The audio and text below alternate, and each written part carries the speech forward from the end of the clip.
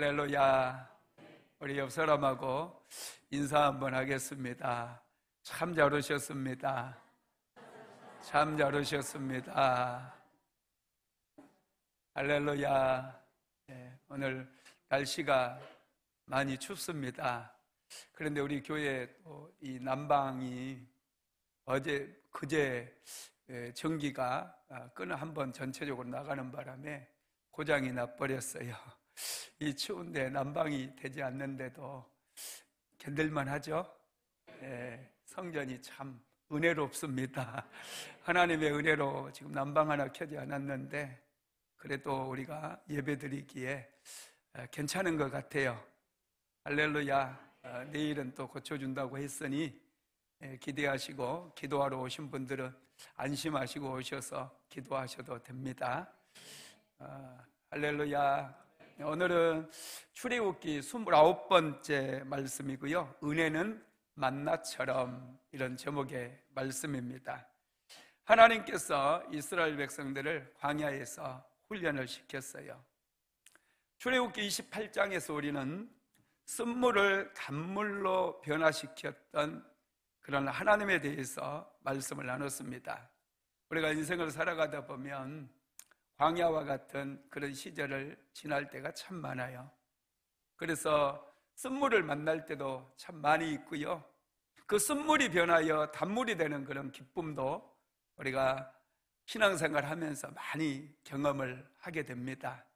그러니 인생이 좀 힘들고 어려운 일이 찾아온다 할지라도 너무 흥분하지 마시고 놀라지 마시고 평안하게 하루하루 기도하면서 극복해 나가게 되기를 예수님의 이름으로 축복합니다. 이스라엘 백성들이 홍해를 건넌 후에 그들은 마라의 쓴물 때문에 원망도 하고 불평도 했어요. 그러나 결국 하나님께서 이스라엘 백성들과 함께 하심으로 인해서 그들은 쓴물이 변화되는 그런 기적도 경험할 수 있었습니다. 광야를 그들이 걸으면서 처음으로 그들이 겪었던 고통은 갈증이었어요. 갈증의 문제, 물을 구하지 못해서 어려움을 겪었던 그런 문제였습니다. 우리의 삶에도 부족한 것도 있고 또 여러 가지 내가 감당하지 못할 문제도 종종 찾아오다 보니 우리 인생이 좀 힘든 것 같아요. 그래도 하나님께서 늘 우리와 함께 하신다는 것을 기억하시기 바랍니다. 하나님께서 함께 하시는 것이 중요해요. 나 혼자 세상길 걸어가려고 하면 이게 참 힘들고 고단하고 쉽게 지쳐버리거든요. 그러나 하나님께서 함께 하신다는 것을 믿고 우리가 어려울 때마다 하나님의 이름을 부르면요, 신기하게 쓴물이 단물로 바뀌어요. 광야가 아름다운 땅으로 바뀌어버려요. 우리는 좋으신 하나님을 믿고 있는 줄로 믿으시기를 바랍니다. 이스라엘 백성들이 이제 마라를 떠나서 엘림에 도착을 했어요. 엘림은 종려나무 70주가 있었고 물샘이 12개나 있었어요. 이스라엘 백성들은 그곳에서 잠깐 쉬었습니다. 엘림은 이스라엘 백성들이 거주하기 괜찮은 장소였어요. 그런데 그들은 또다시 엘림에서 떠나게 됩니다. 왜냐하면 그들의 목적지가 아니기 때문에. 엘림은 이스라엘 백성들이 영원히 살아갈 목적지가 아니에요. 잠시 거쳐가는 곳이에요. 여러분, 이 세상도 우리가 영원히 살 곳이 아닙니다. 우리는 잠시 거쳐가는 것이에요. 그러니 여러분, 잠깐 쉬는 것일 뿐이지 여기에 내 왕국을 만들려고 해서는 안 돼요. 엘림과 같은 것이에요. 이스라엘 백성들은 이제 엘림에서 다시 떠나게 됩니다. 엘림을 떠나니 또다시 그들에게 시련이 찾아왔어요. 오늘 본문 한번 읽어봅시다. 출애굽기 16장 1절 시작. 이스라엘 자손의 온 회중이 엘림에서 떠나 엘림과 시내산 사이에 있는 신광야에 이르니 애굽에서 나온 후 둘째 달 15일이라. 아멘. 둘째 달 15일이라 그랬어요. 엘림에서 그들이 나와서 이제 광야로 걷기 시작했는데 애굽에서 나온 지 둘째 달 15일, 한 달하고 보름이 되었다는 거예요. 45일이 되었을 때 그들에게 또 한 가지 고난이 찾아옵니다. 그것은 애굽에서 가지고 왔던 양식이 떨어져 버렸어요. 애굽에서 그들이 바리바리 먹을 거 싸우지 않았겠습니까? 그런데 45일이 지나자 양식이 떨어져 버렸어요. 여러분, 쌀독에 인심 난다는 말 있잖아요. 그죠? 쌀이 가득 차 있어야 마음의 여유도 생기고 다른 사람 도울 수 있다는 거예요. 그런데 쌀독이 이제 바닥을 드러내 버렸어요. 이스라엘 백성들이 얼마나 힘들겠습니까? 양식이 떨어졌어요. 그것도 지금 사막입니다. 어디서 쌀을 사올 수도 없어요. 사막 한복판이에요. 여러분 같으면 어떨까요? 이스라엘 백성들은 쌀독에 쌀이 떨어져 버리니, 가지고 나왔던 양식이 떨어져 버리니 이제 앞이 캄캄하지 않았겠어요?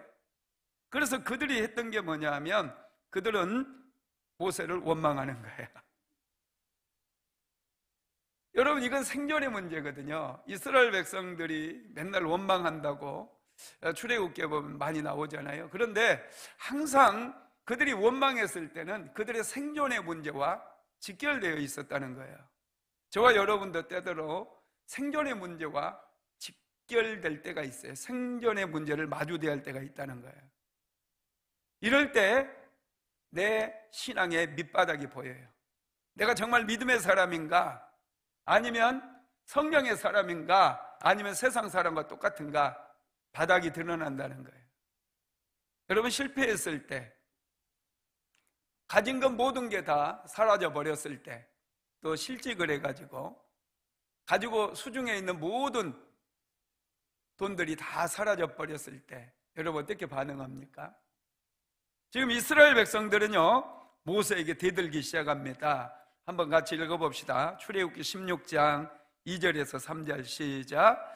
이스라엘 자손 온 회중이 그 광야에서 모세와 아론을 원망하여 이스라엘 자손이 그들에게 이르되, 우리가 애굽 땅에 고기 가마 곁에 앉아 있던 때와 떡을 배불리 먹던 때에 여호와의 손에 죽었더라면 좋았을 것을 너희가 이 광야로 우리를 인도해 내어 이 온 회중이 줄여 죽게 하는도다. 아멘.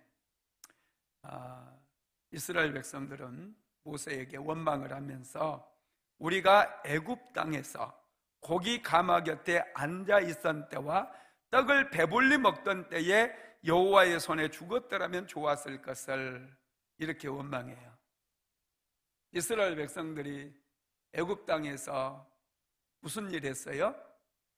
그들은 종살이였죠. 애굽 땅에서 뭐 고래등 같은 기아집에 살지 않았어요. 종들을 부리면서 살지 않았고 그들이 종으로 살았던 거예요. 그런데 자꾸 애굽에 있었을 때 어땠고 애굽에 있었을 때 어떻고 그런 얘기를 합니다. 여러분, 사람이 힘들면요 자꾸 과거를 생각해요. 과거가 별 볼 일 없는 그런 과거임에도 불구하고 옛날이 좋았다, 이런 생각을 많이 합니다. 여러분, 하나님의 백성들은 미래지향적으로 살아야 돼요. 하나님 바라보고 앞으로 나아가는 삶을 살아야 돼요. 자꾸 뭐 과거도 별 볼 일도 없었던 그런 과거를 돌아보면서 옛날이 좋았다, 그런 말 하면 안 돼요. 여러분, 가끔 우리가 그런 말 하잖아요. 내가 30대로 돌아간다면 참 좋겠다, 이런 말 하는 분들 많잖아요. 저는 50대로 돌아가라 해도 절대로 안 돌아가고요, 30대로 돌아가라 해도 절대로 안 돌아가요. 왜 안 돌아갈까요? 그렇게 힘들게 살았는데, 힘들게 여기까지 왔는데 또 돌아가서 또 고생하라고요? 안 해요. 저는 지금이 참 좋아요. 지금 현재가 너무 행복하고 참 좋습니다. 저는 그 고난들을 잘 겪어왔고 그렇기 때문에 저는 현재의 삶에도 최선을 다해요. 그리고 다가올 미래를 위해서 늘 깨어서 준비하기 때문에 과거를 돌아보지 않습니다. 옛날이 좋았다 뭐 이런 얘기 전혀 하지 않습니다. 여러분, 믿음의 사람들은요, 과거를 바라보고 후회한다거나 과거를 돌아보고 아쉬워한다거나 이런 게 있어서는 안 돼요. 우리 믿음의 사람들은 미래가 더 좋거든요. 여러분 앞으로 계속 가보세요. 계속 여러분들이 예배하면서 하나님의 이름을 부르면서 기도하면서 매일매일 하루하루 최선을 다해 살아보세요. 정말 기가 막힌 미래가 펼쳐져 있어요. 정말 여러분들은 행복할 거예요. 정말 믿음이 더 자라게 될 것이고 여러분의 삶의 환경은 확실하게 변화되어 있을 겁니다. 그걸 믿으시기 바랍니다. 그런데 사람들은 이상하게 좀 현재가 힘들면은 미래를 바라보지 못하고 하나님의 약속을 붙잡지 못하고 애굽에 종살이했던 그 과거가 뭐가 좋다고 그때가 좋았대요. 그때 차라리 죽었으면 좋았을까 이렇게 고백을 한다는 거예요. 이런 고백은 절대 하지 마시기 바랍니다. 여러분, 광야가 힘든 이유는요, 환경 때문이 아니에요. 꿈이 없으니까 그래요. 하나님과 함께 하심이 느껴지지 않기 때문에 지금 현재의 삶이 힘든 거예요. 하나님이 나와 함께 하시고 이게 믿어지고 나에게 뭔가 이루어야 될 꿈이 있고 성취해야 될 비전이 있다면 하루하루 시간이요 너무너무 빠르게 지나가고 기쁘고 행복해요.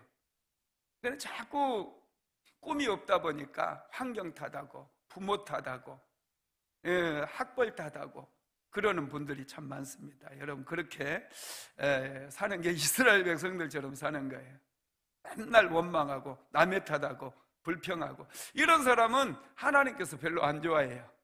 하나님은 하나님의 약속 하나 붙들고 미래로 나아가는 사람을 좋아하시고 그 사람에게 은혜를 주신다는 거예요. 그래서 여러분, 힘들수록 약속을 붙잡으시기 바랍니다. 하나님의 약속을 붙잡아야 돼요.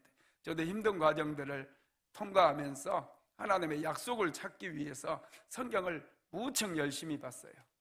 성경을 읽고 이 성경 안에서 하나님께서 어떤 사람을 사용하시는가, 어떤 사람에게 복을 주시고 은혜를 주시는가, 정말 열심히 성경을 보고 그 약속의 말씀을 붙들고 매일매일 기도하다 보니 정말 놀랍게 하나님께서 은혜를 주시더라는 거예요. 여러분, 나이가 많아도 괜찮아요. 연세 많아도 괜찮습니다. 연세 많은 사람들이 하나님께서는 늙은이들에게 꿈을 주신다고 그랬어요. 이거 얼마나 놀라운 약속인지 몰라요. 꿈이 있는 사람은 늙지도 않아요. 꿈이 있는 사람은 아프지도 않아요. 할렐루야. 2025년도 이 새해 이제 시작된 지 얼마 안 됐는데 하나님께서 주시는 꿈을 붙잡게 되기를 주님의 이름으로 축복합니다. 하나님께서는 그러면 이렇게 원망하고 불평하는 이스라엘 백성들에게 어떻게 응답을 하셨을까? 첫 번째, 하늘에서 양식을 비같이 내려주시겠다라고 말씀을 주십니다. 자, 출애굽기 14장 16장 4절 한번 읽어봅시다. 출애굽기 16장 4절 시작. 그때에 여호와께서 모세에게 이르시되 보라, 내가 너희를 위하여 하늘에서 양식을 비같이 내리리니 백성이 나가서 일용할 것을 날마다 거둘 것이라. 이같이 하여 그들이 내 율법을 준행하나 아니하나 내가 시험하리라. 아멘. 하나님께서 양식을 하늘에서 비같이 내려주시겠대요. 정말 놀랍지 않습니까? 양식을 하늘에서 비같이 내려주시겠대요. 광야에는 농사를 지을 수도 없어요. 광야에서는 곡식을 거둘 수 있는, 일용할 양식을 얻을 수 있는 곳이 없습니다. 파는 곳도 없어요. 하나님께서는요, 사람의 생각을 완전하게 초월을 해버려요. 어떻게 여러분 하늘에서 양식이 비같이 내릴 것을 상상이나 하겠습니까? 그런데 하나님께서는 하늘에서 양식을 비같이 내려주시겠다, 이스라엘 백성들에게 지금 말씀을 주신 거예요. 양식이 없기 때문에 그들이 차라리 애굽의 그 고깃가마 곁에서 차라리 우리가 죽는 것이 낫겠다 막 이렇게 원망하고 불평하니까 하나님께서는 이스라엘 백성들에게 너희들이 나를 그렇게 믿지 못하겠느냐, 애굽에 10가지의 재앙을 내렸어. 너희들을 내가 건져냈고 홍해바다를 갈라서 지금 애굽의 군대를 수장시키고 너희들을 다 마른 땅같이 건너게 했는데 너희들을 내가 굶겨 죽이려고 이 광야로 너희들을 이끌어냈겠느냐? 어찌하여 믿음이 없느냐? 하나님은 그렇게 책망하시지 않아요. 그냥 하나님께서는 이스라엘 백성들에게 내가 하늘에서 양식을 비같이 내려주겠다 이렇게 말씀하시는 거예요. 야, 하나님 정말 좋으신 하나님 아니십니까? 정말 멋지지 않습니까? 여러분, 하나님은 정말 좋으신 하나님. 우리가 인생을 살아가면서 정말 알아야 되고 붙잡아야 될 게요, 하나님은 좋으신 하나님. 이스라엘 백성들을 책망하지 않아요. 아, 정말 너희들 한심하다. 야, 너네 금방 쓴물 내가 단물로 바꾼 거 못 봤어? 홍해바다에 애굽의 군대들 다 수장시키는 거 못 봤냐고. 어찌하여 너희들이 믿음이 없어가지고 또 원망하냐. 정말 너희들은 가망이 없다. 막 이렇게 얼마든지 저 같으면 그렇게 책망할 것 같은데 하나님은 그렇게 책망하지 않아요. 정말 하나님은 좋으신 하나님이셔요. 하나님은 책망하시는 것이 아니라 오히려 이스라엘 백성을 원망하고 불평하는 그 이스라엘 백성들에게 내가 하늘에서 양식을 너희들에게 비같이 내려주겠다 이렇게 말씀하시는 거예요. 여러분, 이 말씀이 하나님 우리의 먹는 문제도 해결해 주신다는 거예요. 먹는 문제에 하나님은 관심을 많이 가지고 계세요. 그래서 저와 여러분이 자꾸 무엇을 먹을까, 무엇을 마실까 그런 것 가지고 염려하고 그런 것 가지고 걱정하는 거 별로 안 좋아하십니다. 여러분, 필요한 게 있으면요 하나님께 구하시기 바랍니다. 염려하거나 걱정하지 마시기 바랍니다. 자, 마태복음 6장 25절에서 26절 한번 같이 읽어봅니다. 그러므로 내가 너희에게 이르노니 목숨을 위하여 무엇을 먹을까, 무엇을 마실까, 몸을 위하여 무엇을 입을까 염려하지 말라. 목숨이 음식보다 중하지 아니하며 몸이 의복보다 중하지 아니하냐. 공중의 새를 보라. 심지도 않고 거두지도 않고 창고에 모아 들이지도 아니하되 너희 하늘 아버지께서 기르시나니 너희는 이것들보다 귀하지 아니하냐. 여러분, 염려하지 말래요. 먹는 거, 무엇을 먹을까, 무엇을 마실까, 무엇을 입을까 두려워하거나 염려하지 말라는 거예요. 하나님은 우리에게 공급해 주시겠다라고 말씀하시는 거예요. 하나님은 좋으신 하나님이십니다.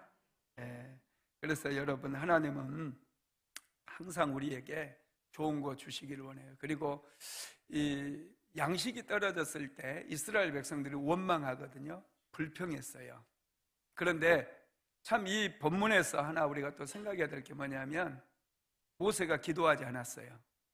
하나님, 이 백성이 양식이 없다고 또 나한테 이렇게 원망하고 불평합니다. 어떻게 해야 됩니까? 이렇게 기도하지 않았어요. 이스라엘 백성들이 먹는 문제로 막 원망 불평했을 때 모세가 기도하지도 않았는데 하나님께서 먼저 먹는 문제 해결해 주시겠다고 말씀하신 거거든요. 기도하지도 않았는데 하나님께서 먹는 문제를 해결해 주시겠다는 거예요. 그러니 우리 먹고 사는 문제, 여러분 안심하시기 바랍니다. 제가 우리 그 셋째 요석이 우리 사모가 임신을 했을 때 좀 걱정을 했어요. 왜냐하면 저는 그때 신대원에 다녔었고 사모가 약국을 했는데 약국이 너무 안 돼가지고 거의 뭐 망했거든요. 완전히 망했어요. 그런데 애가 하나 더, 입이 하나 더 생기니 애기 낳으면은 우유 사 먹일 돈이 없는 거예요. 우유 사 먹일 돈이 없어가지고 이 아이 때문에 마음이 걱정이 돼서 하나님께 기도를 했어요. 하나님, 어떻게 해야 됩니까? 먹을 것도 애 낳으면은 우유 사 먹일 돈도 없는데 어떻게 해야 됩니까? 하나님께 막 기도했어요. 그랬더니 하나님께서 갑자기 기뻐해라 그러더라고요. 기뻐해라, 저는 페트라라. 우리 아들을 페트라라고 그러는 거예요. 이름을 주셨어요. 그래서 이름을 반석이라고 처음에 지었는데 중요할 요자에다가 돌석자에서 중요한 돌이다, 그래서 요석이라고 이름을 지었어요. 하나님께서 주신 이름으로. 그런데 정말 하나님께서 신기하죠. 아들이 딱 태어나고 나니까요, 하나님께서 그때부터 은혜를 주시고 축복을 주시는데, 이 녀석은 정말 신기해요. 고등학교 가니까 학교 옆으로 집 이사도 가고요, 막 풀어줘요. 대학교 가니까 저기 전북대학교로 갔잖아요. KTX역 가까운데 이 수암으로 우리가 이사 와가지고, 이 주말마다 KTX 타고 형편이 되고, 학교 졸업하고 지가 또 유학을 간다고 그러니 또 완전히 하나님께서 복을 넘치도록 부어주니까 그 유학비가 많이 드는데 아무 걱정할 거 없이 그냥 우리 아들을 유학을 보낼 수 있도록 그렇게 축복을 해주시는 거예요. 저는 우유값 걱정을 했었다니까요. 이런 쓸데없는 걱정을 한 거예요. 그래서 참 하나님께서는 우리가 이 하나님 앞에 기도하면, 하나님 앞에 은혜를 구하면 정말 참 좋으신 하나님께서는 먹고 사는 거 걱정 안 해도 되게 채워주시는구나, 그걸 제가 깨달았어요. 여러분들도 그런 걸로 인해 걱정하지 마십시오. 지금 우리 아들 그 우유값 때문에 걱정했던 그 아들이 제일 풍족해요. 너는 금수저다. 내가 그래요. 참 이게 참 놀랍지 않습니까? 태어나면 우유 사 먹일 돈이 없어서 걱정했던 아들이었는데 참 그렇습니다. 하나님께서 그렇게 은혜를 주시더라고요. 자, 우리 출애굽기 16장 8절도 한번 읽어봅시다. 시작. 모세가 또 이르되 여호와께서 저녁에는 너희에게 고기를 주어 먹이시고 아침에는 떡으로 배불리시리니 이는 여호와께서 자기를 향하여 너희가 원망하는 그 말을 들으셨습니다. 하나님께서 여러분 이스라엘 백성들이 원망하는 그 말을 다 들으신 거예요. 그래서 저녁에는 고기를 주어 먹게 하겠다는 거예요. 하나님 우리가 하는 말 다 듣습니다. 그래서 말을 가려서 해야 돼요. 힘들어도 힘들다 하지 말고요, 죽겠다, 우리나라 사람들 못 살겠다, 죽겠다 막 이런 말 많이 하는데 그런 말 하지 마세요. 하나님이 듣고 계셔요. 아이고 하나님 살겠어요. 그래. 하나님 저 힘들어 살겠어요. 그러면 하나님께서 정말로 더 잘되게, 더 잘 살게 만들어 주시는 거예요. 출애굽기 16장 12절도 읽어볼까요? 시작. 내가 이스라엘 자손의 원망함을 들었노라. 그들에게 말하여 이르기를 너희가 해질 때에는 고기를 먹고 아침에는 떡으로 배부르리니 내가 여호와 너희의 하나님인 줄 알리라 하라 하시니라. 원망함을 들었다는 얘기가 반복적으로 나와요. 원망함을 듣고 하나님이 기분 좋았을까요? 아니에요. 여러분 이 말씀은 원망하지 말라는 거예요. 하나님께서 다 듣고 있다는 거예요. 이거 명심해야 돼요. 그러면서 하나님께서 너희가 해질 때에는 고기를 먹고 아침에는 떡으로 배부를 것이니 너희들은 내가 여호와인 줄 알리라, 이렇게 말씀하시는 거예요. 필요한 것을 하나님께 다 채워주세요. 오늘날에도 여러분이 대한민국 얼마나 잘 삽니까? 제가 어렸을 때만 해도 참 먹고 사는 거 열심히 일해야 가능했었잖아요. 요즘은 여러분 참 한국 사람들 잘 삽니다. 이게 전부 하나님의 은혜인 줄 믿으시기를 바랍니다.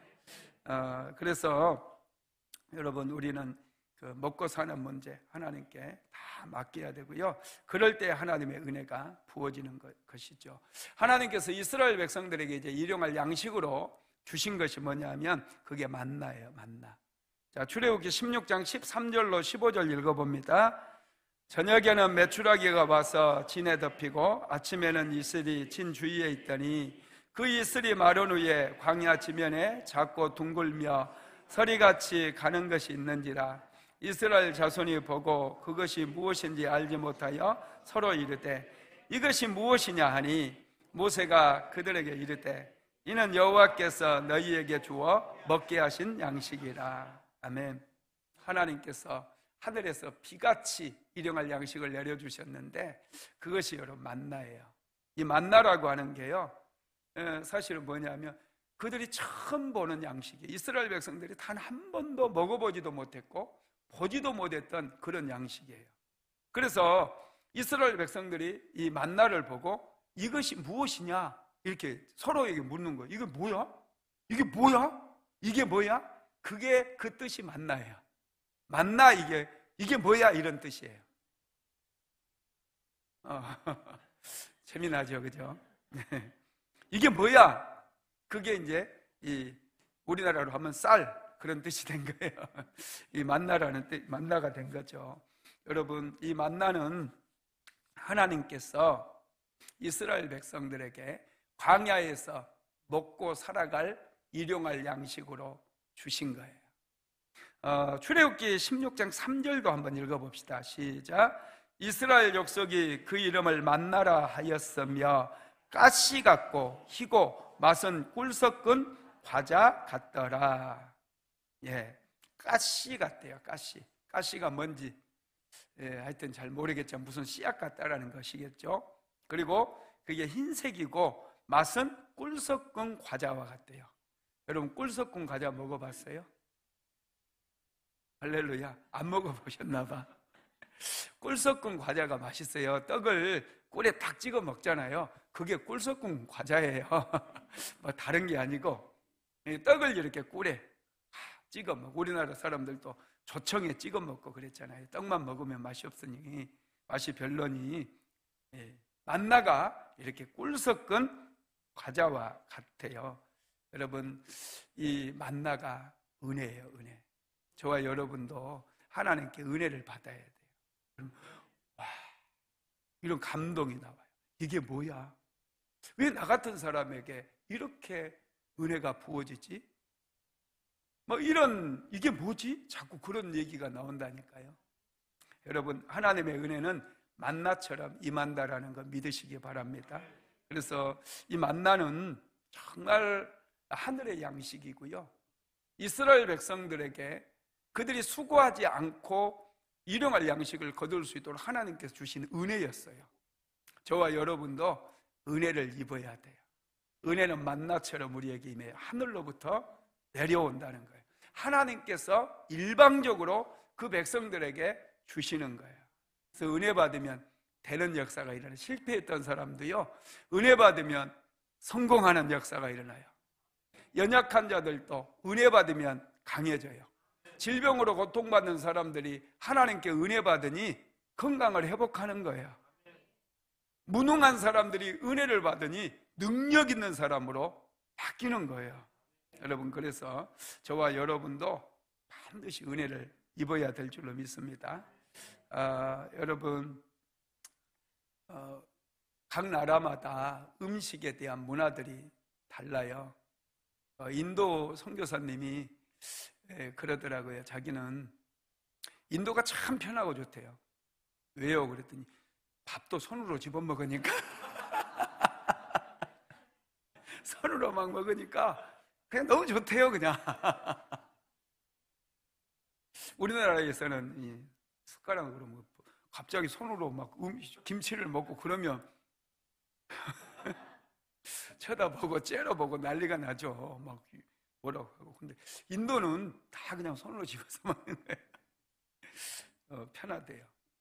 여러분, 우리나라는 여러분 가난하게 지내왔잖아요. 5,000년 역사가 참 가난으로 점철된 그런 역사예요. 지금 단군 이래 지금 가장 잘 사는 나라거든요. 그러다 보니 우리나라 사람들은요, 이 먹는 것을 아주 중요하게 여겨요. 인사가, 제가 시골 살 때 어르신들 만나면 인사가 뭐였는 줄 아세요? 진지 잡수셨습니까? 진지 잡수셨어요? 밥 먹었습니까? 이거예요. 그리고 친구들 만나서 밥 먹었냐? 어른들이 우리에게 인사할 때는 밥 먹었어? 그래요. 그리고 밥을 또 같이 먹을 때 뭐라고 인사해요? 많이 먹어? 많이 먹어, 많이. 전에 우리 월피동에 제가 목회할 때 한 권사님은, 목사님 와 이렇게 작게 드이소 막 그러면서 이를 콱 늙혀버리소 막 그래요. 많이 먹어가지고 이를 콱 늙혀놓으라는 거예요. 그래서 자꾸 많이 드시래요. 뭘 주시면 뭐 이만큼씩 주시고. 우리나라가 먹을 게 없으니까 있을 때 많이 먹고 없으면 굶고 그래서 인사가 그런 것 같아요. 또 속담 같은 것도 먹을 때는 개도 안 건드린다 그런 속담도 있죠, 그죠? 먹고 죽은 귀신은 뭐가 좋다? 때깔도 좋다 이런 말들이 이제 많아요. 그게 전부 이 먹는 것과 관련이 있고 우리나라 사람들은 먹는 것을 굉장히 중요하게 여긴다라는 거예요. 실제로 외국에 가보니까요, 음식 문화가 좀 저급해요.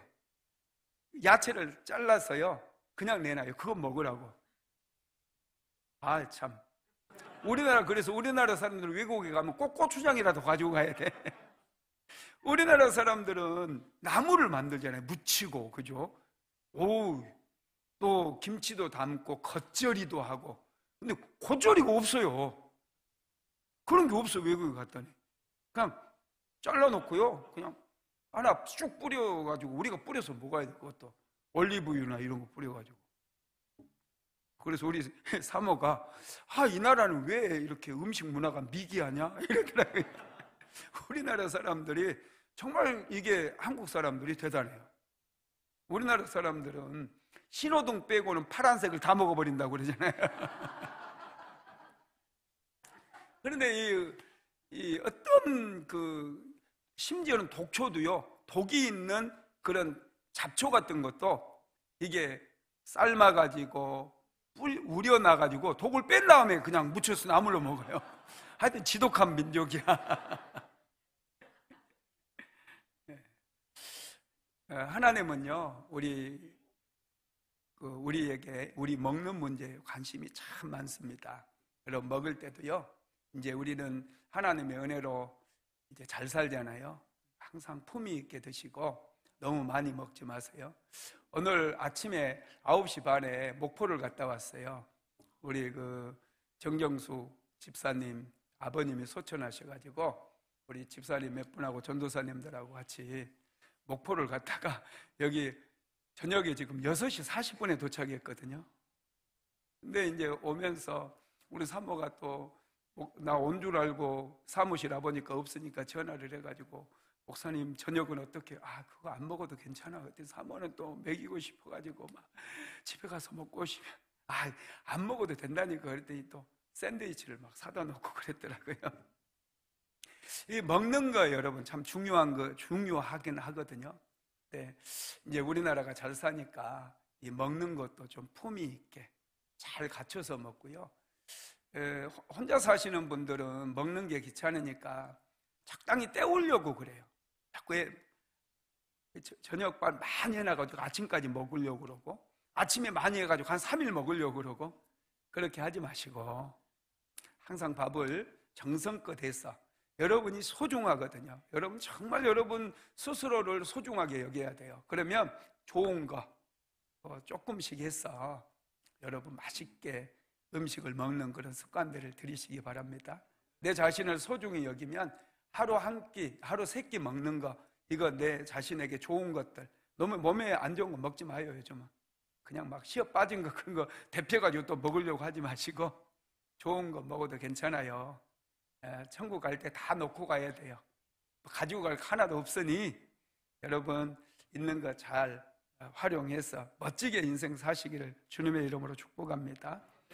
여러분 또 중요한 게 뭐냐면 이렇게 밥을 3끼를 잘 챙겨 먹는 사람들이 하나님의 은혜를 잘 챙겨 드실 수 있어요. 은혜도 여러분 너무 소중하거든요. 여러분 은혜에 배고파 본 적 있으세요? 예배에 배고파 본 적 있어요? 기도에 배고파 본 적 있어요? 이걸 느껴야 돼요. 그래야 그리스도인이에요. 이게요 외국 같은데 여행 가고 그러면은 다 좋은데 예배가 목마르고 이 기도가 목말라요. 저는 정말 그곳에서 기도를 해도요 잘 안 되더라고요. 기도를 하려고 기도처를 찾고 막 몸부림을 쳐도 이게 기도가 잘 안 돼요. 그러다 보니 막 기도가 목마른 거예요. 너무 기도하고 싶은 거예요. 그래서 막 빨리 교회 가고 싶어요. 빨리 교회 가고 싶어요. 맨날 내가 교회에 있는 이유도 자꾸 목마른 거예요. 기도에 목마르고 은혜에 목마르고 막 배가 고프다고 보면 돼요. 교회 가고 싶어 막 몸살이 나야 돼. 할렐루야. 여기에 오신 분들은 참 은혜에 목마른 분들인 줄로 믿습니다.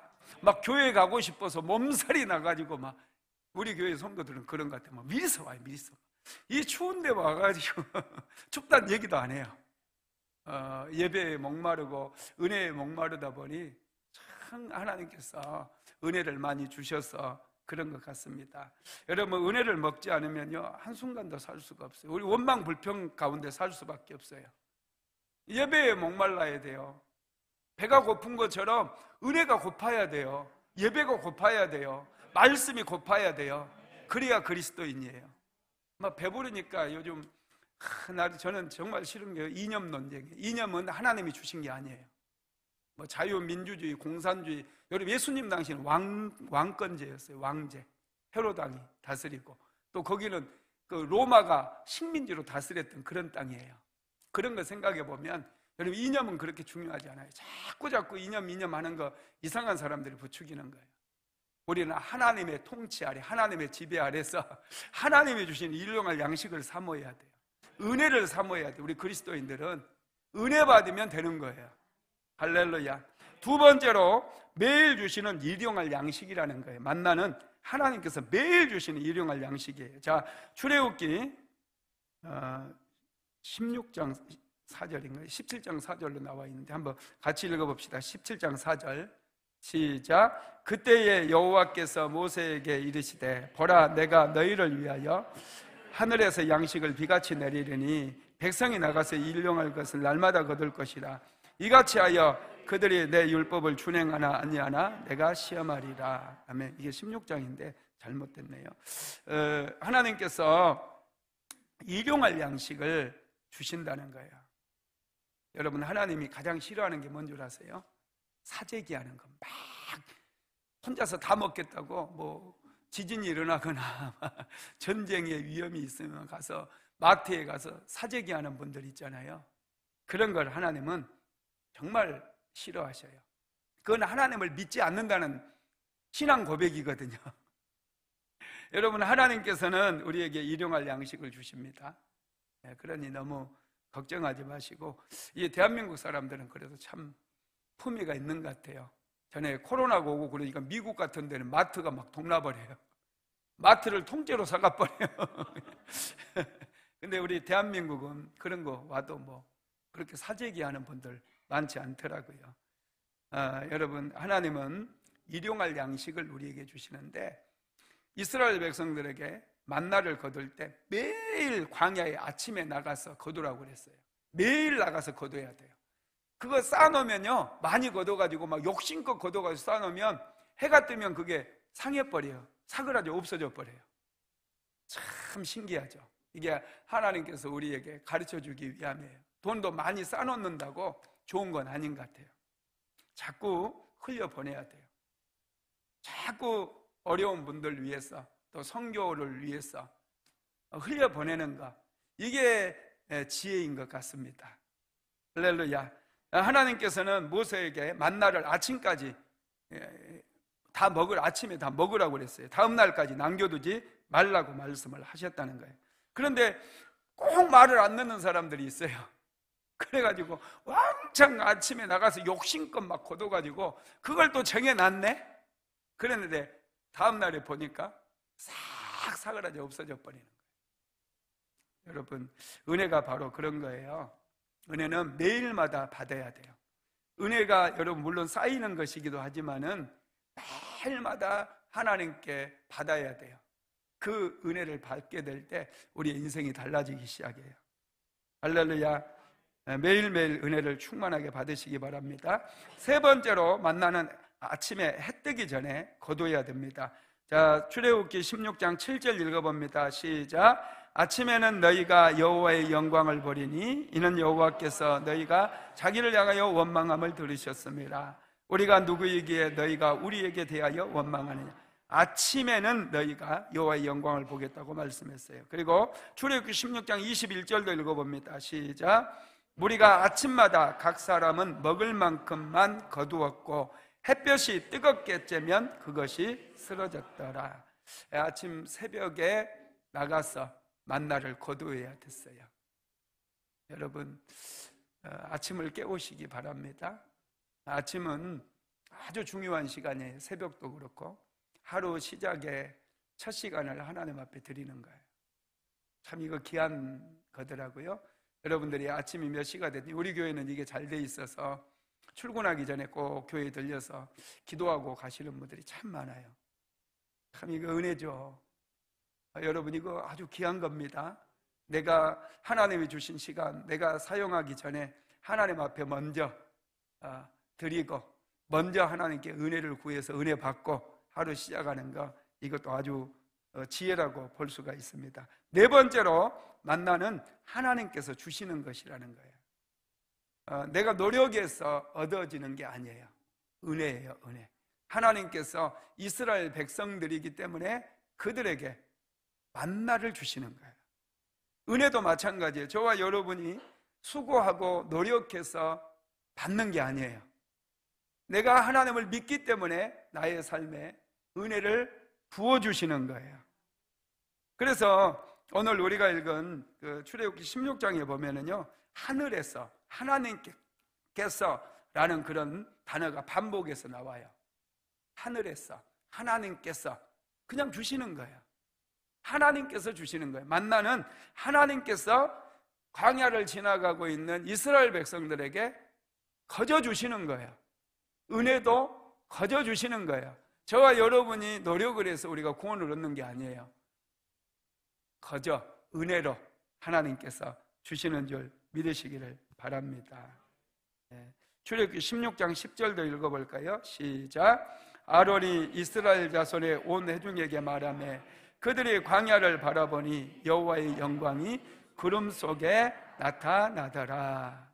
아멘. 하나님의 영광이 구름 속에 나타났어요. 왜 하나님께서 구름 속에 하나님의 영광을 나타내 보이셨을까요? 하나님께서 일하고 있다는 거예요. 그러니 너희들은 안심해라. 만나가 하루에 끊어지는 게 아니라는 거예요. 내일 또 만나를 내려주시겠다는 거예요.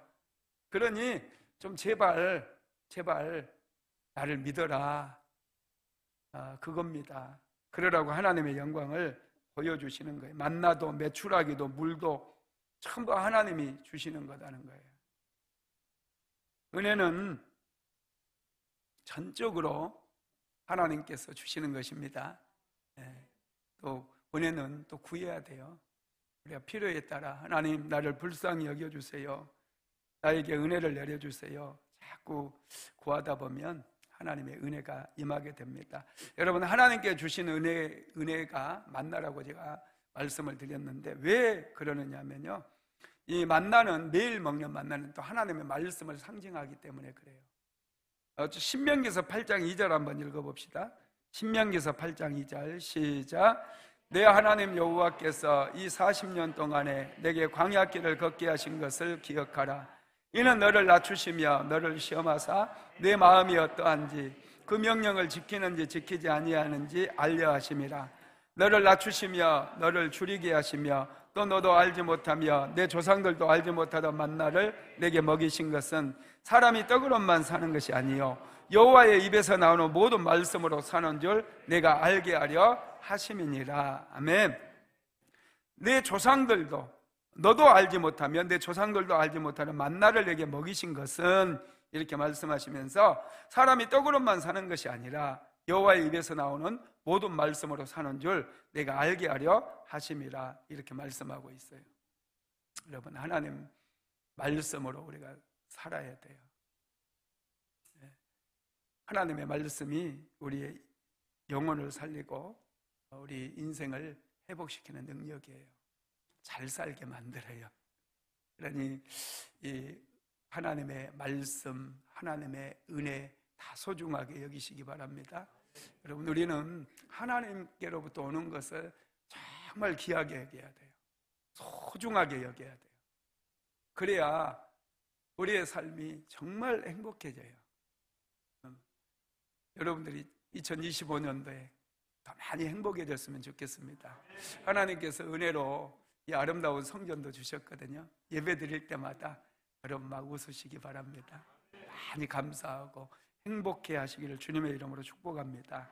말씀을 마무리하겠습니다. 하나님께 주시는 은혜는 만나처럼 임합니다. 은혜는 먹는 것이고 매일 먹어야 하고 하나님으로부터 얻는 것입니다. 우리가 은혜에 목말라야 돼요. 자꾸 예배가 막 고파지고 기도가 고파지고 찬양이 고파져야 돼요. 그런 사람을 하나님은 너무 좋아하셔요. 그런 사람을 보면 하나님께서 막 은혜 주고 싶어서 축복 주고 싶어서 견디지를 못하는 거예요. 근데 세상 것에 막 목말라 우리는 막 돈 어떻게 하면 돈 좀 벌까, 어떻게 하면 막 돈 막 이런 거 하나님 별로 안 좋아하셔요. 그냥 은혜에 목말라 하기만 해도요 하나님께서 다 채워주심을 믿게 되기를 주님의 이름으로 축복합니다. 고마우신 하나님, 광야길을 걸어가고 있는 이스라엘 백성들이 양식이 떨어져 버렸습니다. 그들이 할 수 있었던 것은 원망과 불평뿐이었습니다. 하나님께서는 그들이 기도하지 아니하였음에도 하늘에서 양식을 비같이 내려주시겠다라고 말씀하셨고 또 그 말씀을 성취하심으로 만나를 내려주셨습니다. 하나님 아버지, 우리에게 믿음을 더하여 주시옵소서. 우리가 인생을 살아갈 때 힘든 것은 환경 때문도 아니요, 관계 때문도 아니요, 물질 때문도 아닙니다. 꿈이 없고 하나님과 함께함이 느껴지지 않기 때문인 것을 고백합니다. 주여, 우리를 불쌍히 여기셔서 늘 하나님께서 우리와 함께 하심을 깊이 깨닫게 하시고 하나님과 동행하게 만들어 주시고 하나님께서 주신 꿈과 비전으로 충만할 수 있도록 주여 은총을 베풀어 주시옵소서. 오 성령님, 오늘 수요 예배에 나온 사랑하는 성도들 축복하시고 가정가정에 기름 부어주시고 넘치는 은혜를 내려 주시옵소서. 예수님의 이름으로 기도드리었습니다. 지금은 우리 구주 예수 그리스도의 무한하신 은혜와 아버지 하나님의 극진하신 사랑하심과 보혜사 성령 하나님의 감동 감화 내주교통 충만케 하시는 역사가 오늘도 은혜를 사모하는 사랑하는 모든 하나님의 권속들 위에, 사랑하는 순복음 안디옥교회 모든 성도들 머리머리 위에, 가정과 직장과 사업장 위에 이제로부터 영원토록 함께 있을지어다. 아멘.